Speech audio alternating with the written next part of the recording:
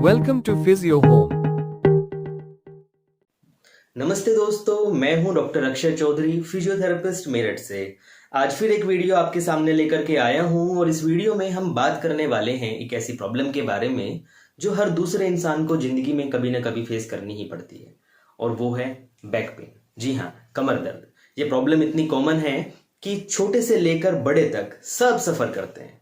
लेकिन असल वजह क्या है, बैक पेन क्यों होता है, और अगर हमें वजह समझ आ गई तो उसका सॉल्यूशन निकालना भी इजी हो जाता है।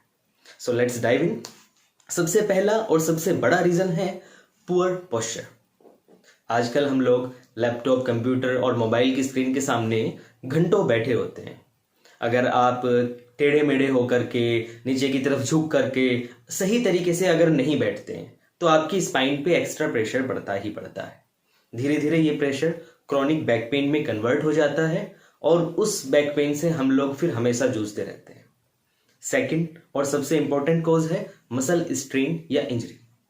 कभी कभी हम बिना वार्म अप के एक्सरसाइज कर लेते हैं या ज़्यादा हैवी वेट उठा लेते हैं। रिजल्ट, मसल पुल हो जाती हैं और कमर दर्द शुरू हो जाता है। इवन एक ऑकवर्ड मूवमेंट जैसे अचानक झुकना या ट्विस्ट लेना भी पेन का ट्रिगर हो सकता है।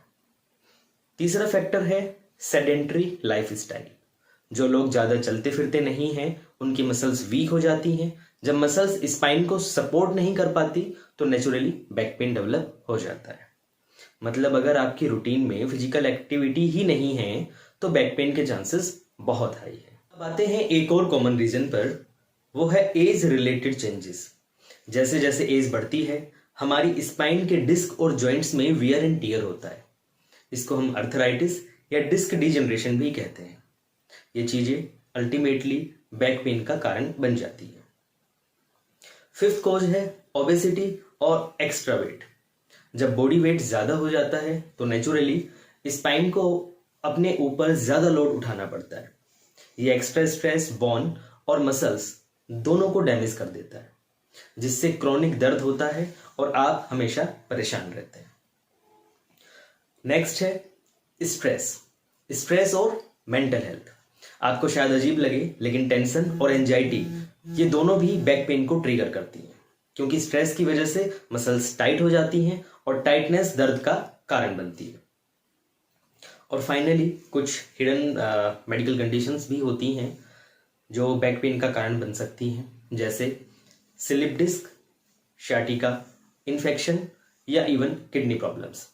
इसलिए हमेशा याद रखिए, अगर पेन कंटिन्यूअस है या बहुत ज़्यादा हो रहा है तो डॉक्टर के पास जरूर जाएं। तो दोस्तों, ये थे top causes of back pain.